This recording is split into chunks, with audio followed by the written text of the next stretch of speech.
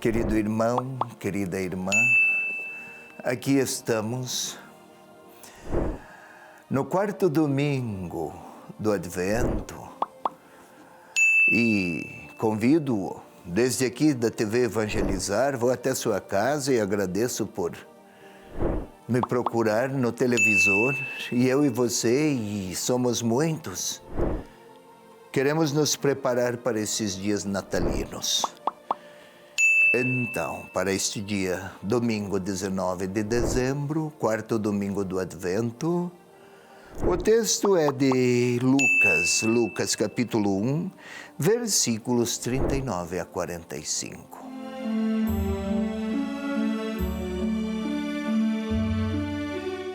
Primeiro a leitura, como sempre.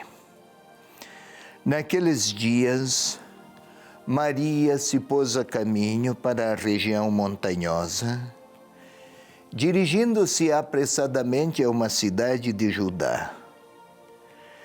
Entrou na casa de Zacarias e saudou Isabel. Ora, quando Isabel ouviu a saudação de Maria, a criança lhe estremeceu no ventre, e Isabel ficou repleta do Espírito Santo.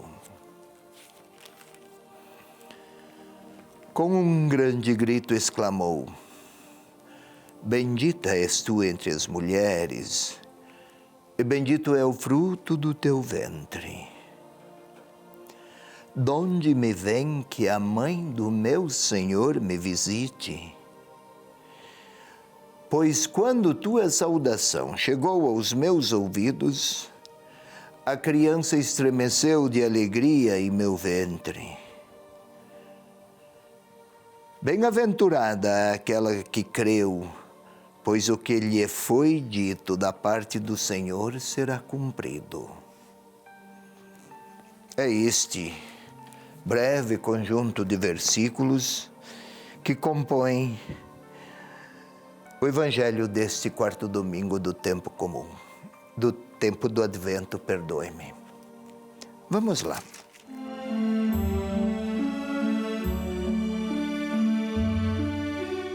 Naqueles dias, mas quais dias? Aqueles dias nos quais o anjo anunciara a Maria: serás a mãe do Salvador. Àquela época, todas as mulheres que se viam grávidas nutriam a expectativa de que talvez o Messias nascesse daquela sua gravidez. Esta era uma jovem ainda não casada, sem vida conjugal, mas fora maravilhoso o que lhe anunciara o anjo. Naquele anúncio o anjo dissera: também tua parente, Isabel, aquela idosa, tida por estéril e tida por rejeitada por Deus, a esterilidade tinha este sinal para a cultura do tempo. Olhe, ela também, já no 6º mês. Maria então partiu, assim se diz, de Nazaré até Ain Carim, onde se pensa vivia Isabel, bem perto de Jerusalém. O percurso é de 100 quilômetros, um pouco mais. Como uma jovem, 14, 15 anos à época, se poria uma viagem deste quilate, desta ordem? Certamente a viagem era feita mediante participação em caravanas, mas dificilmente, era impensável para a época que uma menina se pusesse a viagem sozinha. Foi José com ela? Até se pensou isso no passado, mas não há nenhum indicativo. Mas o evangelista não pretende descrever fatos históricos, mas ele pretende interpretar uma experiência teológica. Vamos lá.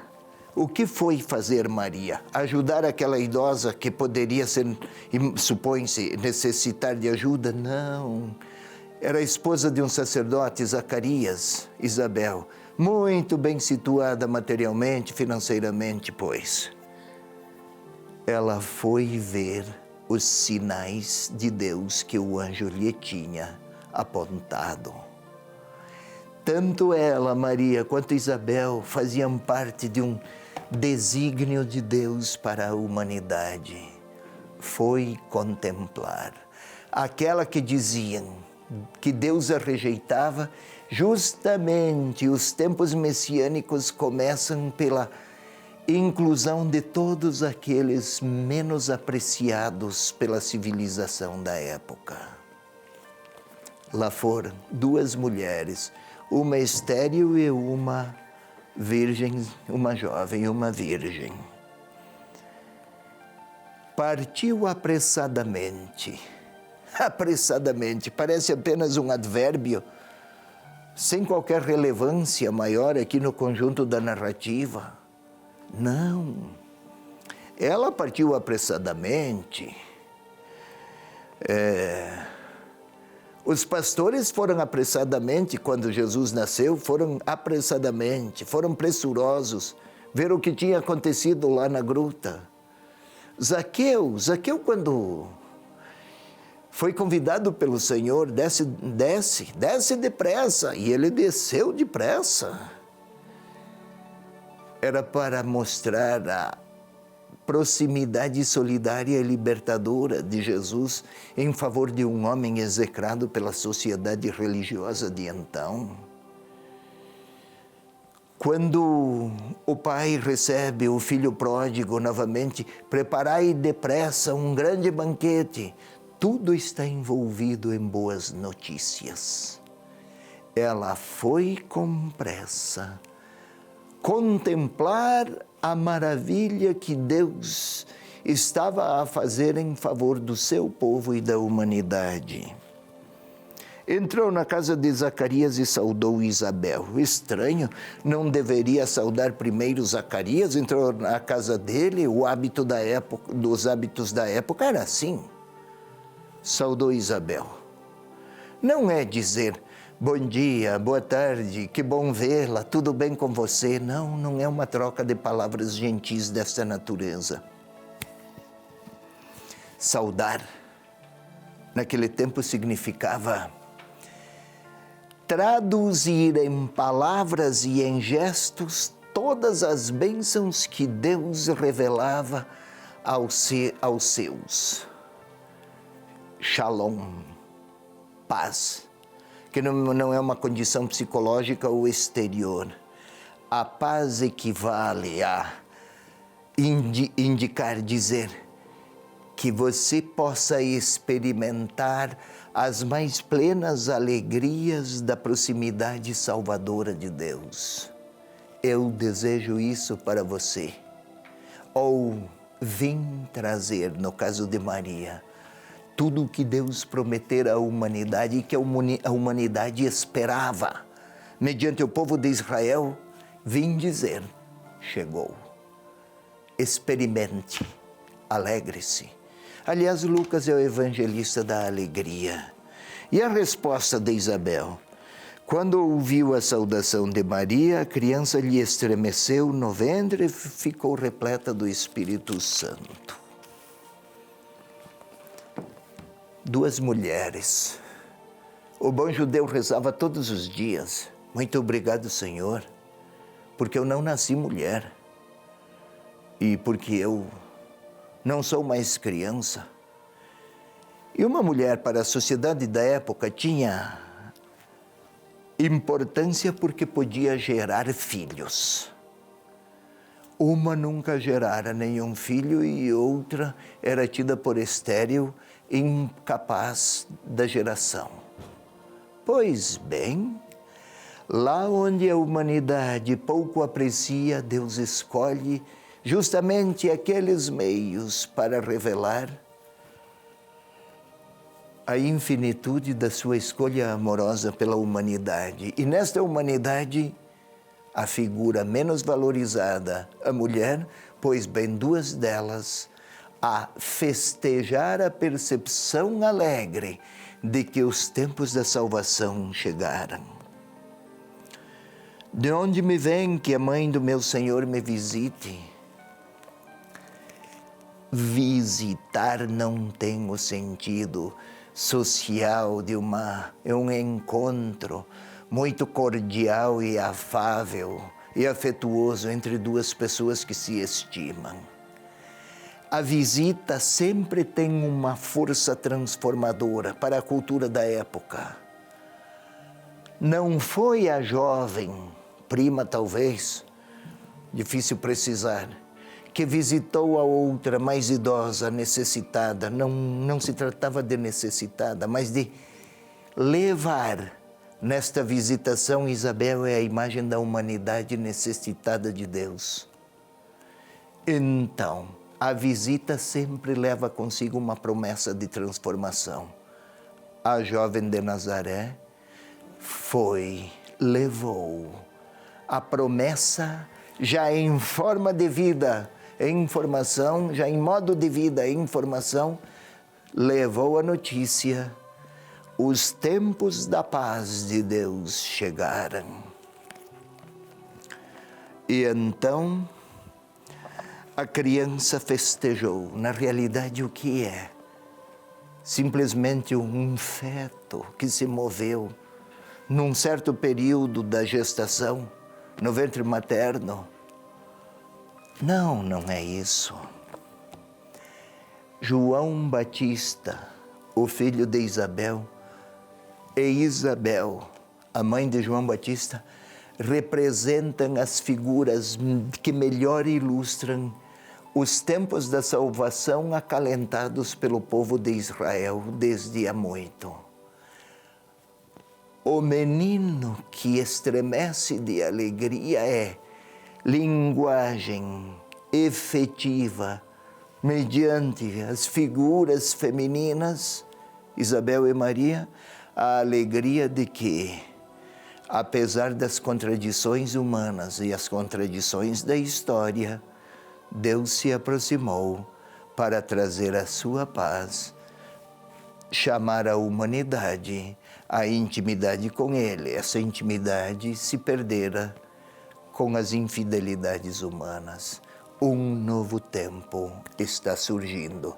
O mundo inteiro de nada sabia ou percebia, mas lá aquelas duas, uma desconhecida nos tempos bíblicos, lá de Nazaré, e a idosa, desacreditada e desapreciada, porque se pensava, Deus por ela não nutria afeições. Logo elas, Deus é assim.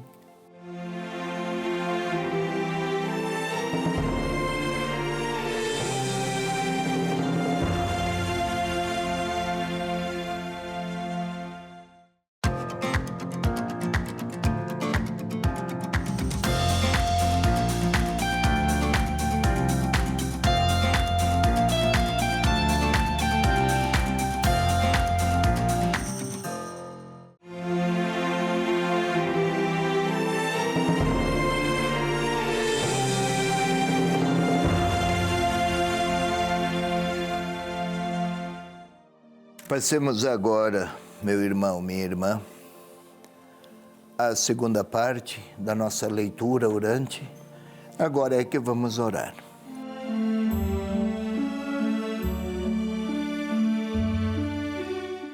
Como sempre, o nosso processo inicial de composição do lugar interior. Os olhos fechados, por favor. Vamos tentar nos concentrar. Tentemos sentir, vamos sentir o nosso coração a pulsar. Tentemos sentir os batimentos cardíacos. Isso mesmo. Vamos tentar sentir o nosso coração a mover-se no nosso peito e bombear o sangue. Podemos sentir os nossos pulmões inflar-se de ar. Podemos sentir as nossas pernas, a perna direita, de cima até embaixo, senti-la. É preciso que fixemos nossas atenções para senti-la. A perna esquerda. Continuemos a respirar lentamente. Quem sabe sentindo o ar que passa pelas vias aéreas, narinas, garganta, pulmões. É preciso fazer lentamente e com silêncio. E então o segundo passo é a súplica do orante para que o Espírito de Deus venha participar destas nossas pulsações, como o coração bate e bombeia sangue, também nossa interioridade anseia pela presença do Espírito de Deus, Espírito, vida, da vida de Deus em nós. Vamos juntos orar. Espírito Santo de Deus, és a vida do próprio Deus a impregnar nossa inteligência e a nossa interioridade, a impregnar e inspirar nossos afetos, nossa capacidade de amar, de querer bem. És a força interior que nos capacita a reconhecer na verdade, no amor, na justiça, a reconhecer nessas qualidades e muitas mais os traços humanos de tua presença em nós, Espírito de Deus. Glória ao Pai, ao Filho e ao Espírito Santo, como era no princípio, agora e sempre. Amém. Vamos agora reler o texto, desta vez com imagens suscitadas por ele, pelo texto, à nossa mente. Nazaré era uma cidade situada nas montanhas da Galileia, ao norte da Palestina. Muitas montanhas. Tente imaginar montanhas nas vizinhanças e uma vila lá no meio de 2 ou 3 montanhas. Pense nisso, tente criar imagens. Certamente você já viu, meu irmão, minha irmã, uma cidade pequena entre montanhas. Tinha uma fonte no centro da vila de Nazaré. Todos iam até lá apanhar água. Era a única fonte disponível à época. E desde lá partiam grupos em caravana. Talvez aquela jovem, junto com outros, em caravana partem. Camelos, cavalgaduras, jumentos, pessoas a pé, e lá vai o grupo. Ela também. Sobem montanhas, descem, a viagem se estende, o sol é escaldante. E ela lá, entre os viajantes, a recordar o que ouvira dias antes. Salve, repleta de graça, serás a mãe do Salvador. É um sonho, é fantasia, talvez com preocupações, o que dirão, o que José pensará. E aquela parente, a idosa, vai contemplar os sinais, não porque duvida, mas porque quer olhar, participar, maravilhar-se. Com ansiedade, a viagem é demorada, um dia, mais um e muitos. Vamos tentar ver a jovem se aproximando da região, da cidade, da vila, o vilarejo, próximo a Jerusalém. Quem sabe Isabel a reconhece e as duas correm e se abraçam. E aquele encontro, aquele diálogo, podemos, quem sabe, até ver aquela senhora idosa, radiante. A esterilidade significava uma humilhação. Sexto mês já, sinais visíveis, quem sabe uma contempla e outra mostra. Quantas perguntas, quantas palavras, aqui temos esta. Poucas, só as necessárias para compreender teologicamente. Donde me vem a feliz ventura de ser visitada pela Mãe do Salvador. Ninguém podia imaginar e ninguém sabia. O Império Romano nunca fora tão poderoso quanto naquela fase. O exército romano nunca fora tão conquistador quanto naqueles dias. O mundo está buliçoso. Lá na cidadezinha de Ain Karim, uma velha ridicularizada, quase se pensava assim, uma idosa feliz, uma jovem marcada por uma experiência inédita. Como olhar para o futuro? Na perspectiva humana, como será aquela solteira grávida? Na perspectiva da fé, Deus se fez vizinho e próximo. Esta vizinhança e proximidade reveladas na alegria de duas mulheres. Podemos contemplar aquelas duas a partilhar as experiências e uma frase de Isabel: feliz aquela que creu. Então, Maria não é bem-aventurada, não é feliz por ser a mãe do Salvador. Ela é bem-aventurada por ser uma mulher de fé. O evangelista pretende que o seu leitor perceba. E estamos a olhar, a contemplar, quem sabe, com a imaginação, até ouvindo a voz.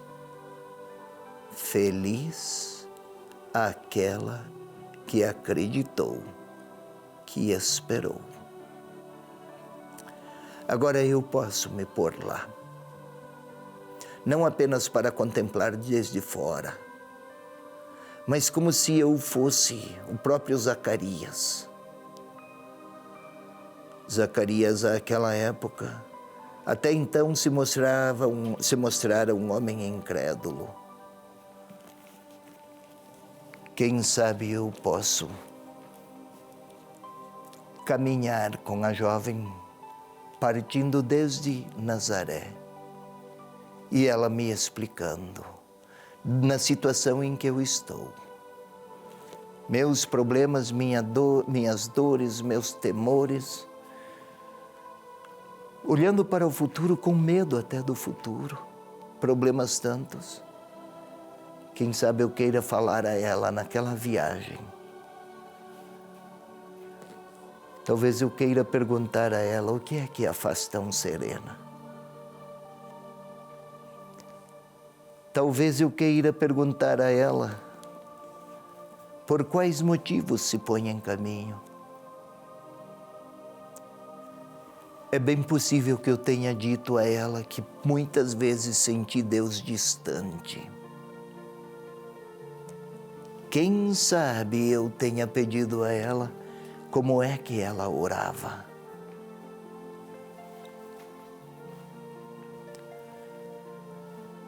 Talvez eu tenha lhe falado que há muitas contradições no mundo e na história.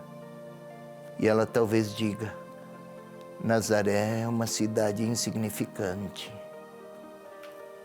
mas Deus se deixa encontrar aqui. E Talvez ela pergunte sobre a minha Nazaré, sobre os meus caminhos. Talvez ela pergunte por que é que eu não sinto a proximidade de Deus. É bem possível que eu tenha visto aquele abraço daquelas duas mulheres esquecidas. Uma já bem visíveis os sinais da gravidez, e que alegria. Sinal de vida, não pela gravidez, mas pela vida, lá onde se pensava que a vida jamais floresceria. E é bem possível que eu queira pedir ao Senhor, que eu deva pedir, Senhor, que eu possa perceber os sinais de Tua presença. Ela, quem sabe, me recomenda isso. Então, na minha oração que eu começo agora, no meu silêncio, posso tentar lançar um olhar na minha história e reconhecer quantas vezes Ele esteve comigo. E então posso lhe falar, pronunciar uma palavra de gratidão.